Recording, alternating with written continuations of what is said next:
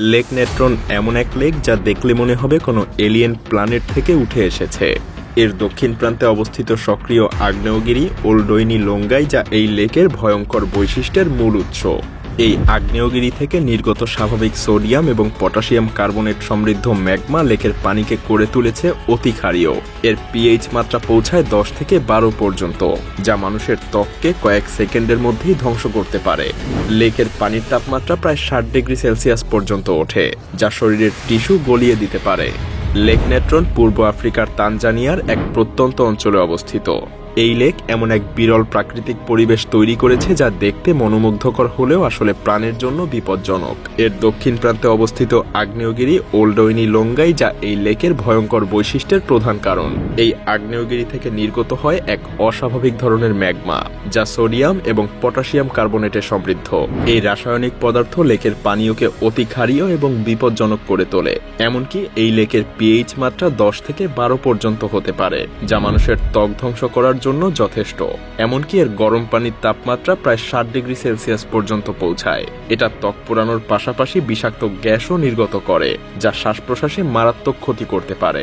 এমনকি এই লেকের পানি কোথাও প্রবাহিতও হয় না, এটা শুধুমাত্র বাষ্পীভূতই হয়। ফলে লবণের পরিমাণ আরও বাড়তে থাকে এবং লেক আরও বেশি ক্ষতিকর হয়ে ওঠে। প্রাণী বা মানুষ যে কেউই এর পানিতে পড়ে আর রক্ষা পায় না। কিন্তু এই লেকে একবার পড়ে গেলে আপনি কি করবেন, কিভাবে বেঁচে ফিরবেন?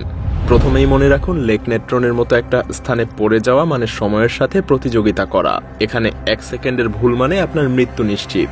প্রথমেই নিজেকে পানির উপরে ভাসিয়ে রাখার চেষ্টা করতে হবে, কারণ লেক নেট্রনের পানি এতটাই লবণাক্ত যে এটা খুব সহজেই আপনাকে ভাসিয়ে রাখতে পারবে। তবে এটাকে সুবিধাজনক মনে করলেও ভুল করবেন। এই লবণাক্ত পানি গরম এবং ক্ষারীয় রাসায়নিকে পরিপূর্ণ। এটা ত্বকের কোষ পুড়িয়ে এবং শরীরের টিস্যু ধ্বংস করে দিতে পারে। আশেপাশে যদি কোনো ভাসমান বস্তু যেমন কাঠের টুকরো, ভাঙা যানবাহনের অংশ বা কোনো প্লাস্টিকের সামগ্রী পান, সেটা ধরার চেষ্টা করুন। এটাকে আপনার শরীরের সঙ্গে রাখুন এবং পানির স্পর্শ যতটা সম্ভব এড়িয়ে চলুন। তীরের দিকে ধীরে ধীরে এগিয়ে যান। তীরের দিকে সাঁতারের সময় পানির সাথে সরাসরি সংস্পর্শ যতটা সম্ভব এড়িয়ে চলুন। আপনার হাত পা ব্যবহার করার পরিবর্তে কোনো ভাসমান বস্তুকে প্যাডেল হিসেবে ব্যবহার করুন, কারণ সরাসরি ত্বকের সংস্পর্শে আসলে লেকের পানি আপনার ত্বককে পুড়িয়ে ফেলতে পারে। সুরক্ষা পোশাক ব্যবহার করুন। লেক নেট্রনে বেঁচে থাকার ক্ষেত্রে সুরক্ষা পোশাক অত্যন্ত কার্যকর। এটা আপনাকে কিছুটা সময়ের জন্য হলেও রক্ষা করতে পারবে, তবে এটা কোনো স্থায়ী সমাধান না। তাই আপনার কাছে যদি কোনো ড্রাই স্যুট বা কোনো ধরনের প্রতিরক্ষামূলক পোশাক থাকে, তাহলে সেটা দ্রুত পরে নিন। এটা আপনার ত্বককে সরাসরি পানির ক্ষতিকারক রাসায়নিক এবং গরম তাপ থেকে কিছুটা রক্ষা করবে। তবে এই পোশাক লেকের পানির গরম এবং ক্ষারীয় রাসায়নিকের সামনে খুব বেশিক্ষণ টিকতে পারবে না। সেই সাথে আপনার পোশাকের সুরক্ষার সীমাবদ্ধতাও বোঝার চেষ্টা করুন, কারণ লবণাক্ত পানি ধীরে ধীরে পোশাকের ফাইবারগুলো নষ্ট করতে শুরু করবে এবং এর মাধ্যমে আপনার ত্বক পুড়তে শুরু করবে। তাই যত দ্রুত সম্ভব তীরের দিকে পৌঁছানোর চেষ্টা করুন। সাঁতারের জন্য সঠিক কৌশল অনুসরণ করুন। মনে রাখবেন, লেক নেট্রনে সাঁতার কাটার প্রচলিত কৌশল ব্যবহার করলে আপনি আরো বেশি বিপদে পড়ে যাবেন। এখানে সাঁতারের নতুন কৌশল প্রয়োগ করতে হবে, তাই মাথা পানির উপরে রাখুন। লেকের পানি অত্যন্ত ক্ষতিকারক এবং গরম।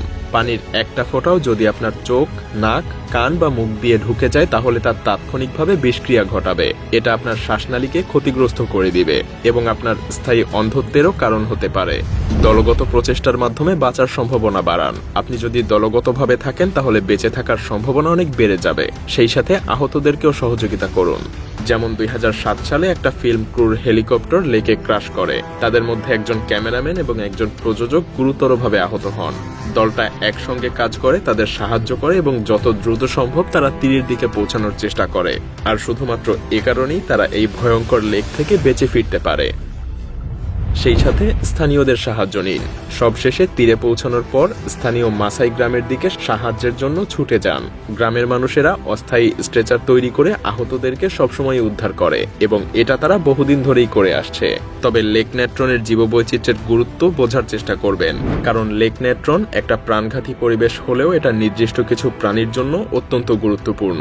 মজার ব্যাপার হলো, ফ্লামিঙ্গোদের জন্য এই লেক খুবই গুরুত্বপূর্ণ, কারণ প্রতি 3 থেকে 4 বছর পর পর লক্ষ লক্ষ লেসার ফ্লামিঙ্গো এই লেকে এসে তাদের বাসা তৈরি করে। এই পাখিরা লেকের লবণাক্ত শৈবাল খেয়ে বেঁচে থাকে এবং শিকারী প্রাণীদের হাত থেকে তারা নিরাপদে থাকে। সত্যি বলতে লেক নেট্রনের মতো একটা পরিবেশ শেখায় কেমন করে প্রকৃতির কঠিনতম পরিস্থিতিতেও টিকে থাকতে হয়। হ্যাঁ, লেক নেট্রন আমাদেরকে শেখায় প্রকৃতির সবচাইতে ভয়ঙ্কর পরিবেশেও সৌন্দর্য এবং টিকে থাকার শক্তি রয়েছে। এটা কেবল একটা বিষাক্ত লেক নয়, এটা আমাদের প্রকৃতির এক বিরল বিস্ময়।